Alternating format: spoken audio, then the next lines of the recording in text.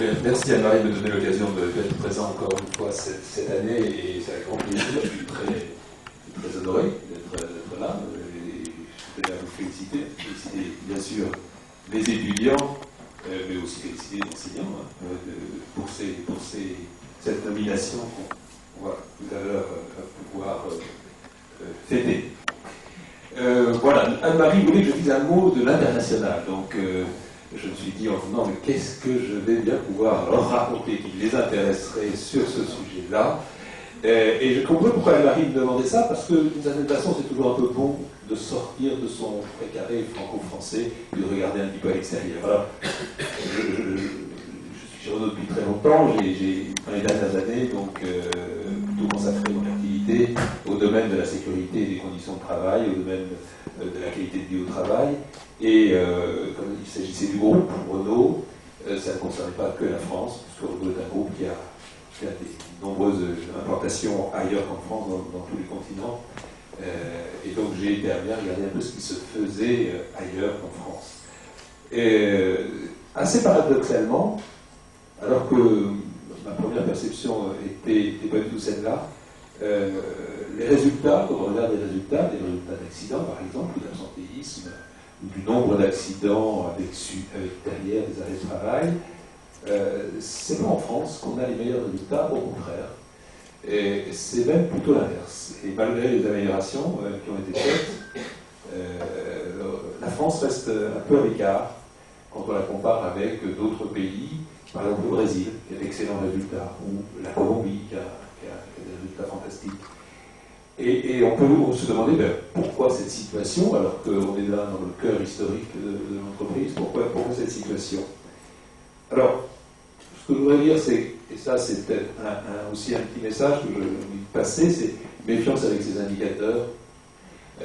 Pourquoi? Parce que, on appelle ça de temps en temps, les gens d'ingénierie chez Renault disent attention les indicateurs pastèques. Vous voyez ce que c'est un indicateur pastèque là? Donc vert à l'extérieur, rouge à l'intérieur. Et là, en l'occurrence, la notion même d'accident de travail elle peut être extrêmement variable d'un pays ou d'un continent à l'autre. En France, en particulier, cette notion, elle est assez poussée.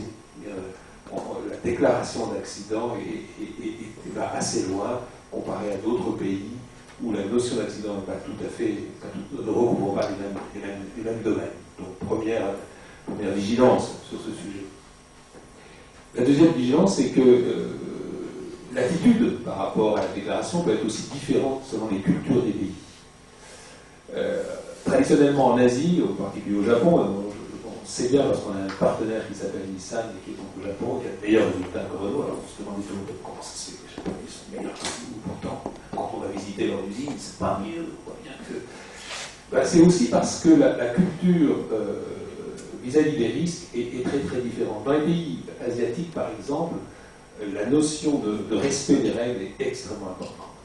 C'est-à-dire qu'on va respecter la règle, on va la répéter ensemble pour bien l'apprendre. On va s'assurer que tout le corps collectif est bien cette dynamique de respect de la règle. Et il n'y a pas d'un côté les salariés, de l'autre côté les employeurs, c'est un collectif commun qui fait en sorte de respecter les règles. Dans des pays qu'on connaît un peu mieux, comme la France par exemple, la notion de règle et de respect de la règle est un peu différente. On commence par interpréter la règle, d'une certaine façon, dans nos pays avant de l'appliquer. On dit, oui, c'est bien, mais non, ça ne s'applique pas dans mon cas. Regardez les débats qu'il y a eu au moment du port de la ceinture de sécurité. Il se trouve que j'ai vécu ça, où on disait, non, la ceinture c'est très bien, mais moi je n'ai pas besoin. Pourquoi? Parce que je n'ai pas besoin, parce que je fais très attention, et au contraire, ça risque d'apporter un danger. Aujourd'hui, plus personne ne se pose de questions de sa ceinture de sécurité, et il y a moins d'accidents liés à ces problèmes. Donc voilà, attention en résumé, je ne vais pas être trop long, attention en résumé sur ces indicateurs. Et finalement, à travers l'expérience que j'ai pu avoir sur ces dernières années, qu'est-ce qui fait qu'une entreprise, un pays, une entreprise, un site industriel, tertiaire, a de bons ou de mauvais résultats? Je vais aussi passer un autre message. Si je prends l'exemple du groupe Renault, mais ce n'est pas la seule entreprise comme ça, on pourrait croire que des entreprises industrielles ont de plus mauvais résultats que des entreprises tertiaires. Or, ce qu'on constate, c'est que progressivement, les industriels ont diminué très très fortement le nombre d'accidents, alors que les entreprises commerciales, notamment, ou ingénierie, ou tertiaire, ce niveau augmente. Donc, il faut être aussi là très très attentif à ces aspects-là. Ce que je peux dire sur ce qui fait qu'une entreprise, un pays, etc., a bon résultat, c'est assez simple finalement. C'est l'implication de l'ensemble des acteurs concernés. Quand il y a un acteur concerné qui n'est pas impliqué, vous pouvez être sûr que les choses vont pas bien aller.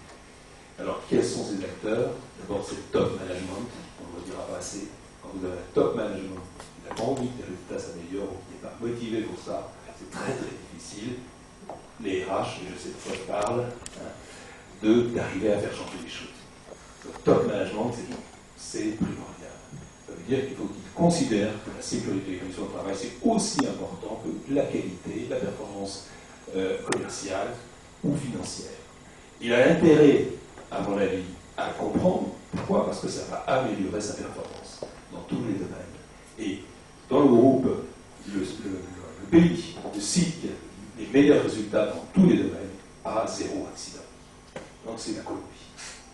Je peux vous dire un petit mot juste très rapidement pourquoi. Donc, voilà le point important, le top management. Ensuite, l'ensemble de la ligne managériale, bien évidemment. On comprend assez facilement. Le CIFOP a des enseignements dans ce domaine. Et puis, le troisième acteur important, c'est le collaborateur lui-même. Quand il n'est pas lui-même acteur, eh bien, ça ne peut pas changer fondamentalement. Et puis, après, il y a les parties associées. Les représentants du personnel, bien sûr, il y en a, il n'y en a pas dans tous les pays. Et puis, au-delà. Alors, là, c'est un peu paradoxal. L'exemple de la Colombie que je citais tout à l'heure, ils ont eu l'idée d'associer l'ensemble des partenaires extérieurs que sont notamment les familles. Et c'est très étonnant, cette implication, et je peux vous assurer, alors là, effectivement, on est dans une autre culture, mais je peux vous assurer que les résultats sont fantastiques. Et quand on écoute un peu d'ailleurs les familles, regardez dans les entreprises qui pratiquent ce qu'on appelle les portes ouvertes, des choses comme ça, on s'aperçoit qu'il y a des effets très très intéressants, non seulement sur l'entreprise elle-même, mais également sur le membre de la famille, par exemple les enfants. Voilà donc ce que je voulais vous dire, et je voulais terminer par l'importance d'un autre acteur, qui est l'acteur RH, qui évidemment, lui, joue un rôle fondamental pour améliorer les choses en termes de sécurité et de son travail. Ça va de soi, vous direz, mais c'est très important. Il y a deux choses qui sont importantes, c'est sa compétence, en particulier sa connaissance des risques. On oublie parfois, on a tendance à peu oublier, on va sur des risques très généraux, mais c'est très important je vois qu'Anne-Marie dit, il y a une marque qui tout de suite, je termine, assurez-vous.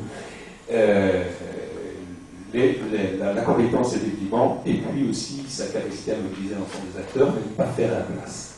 Puis enfin, une dernière chose, je ne peux pas m'en priver, c'est l'exemplarité que peut avoir chacun des acteurs, en particulier des acteurs RH. Merci Anne-Marie de l'occasion de passer le message.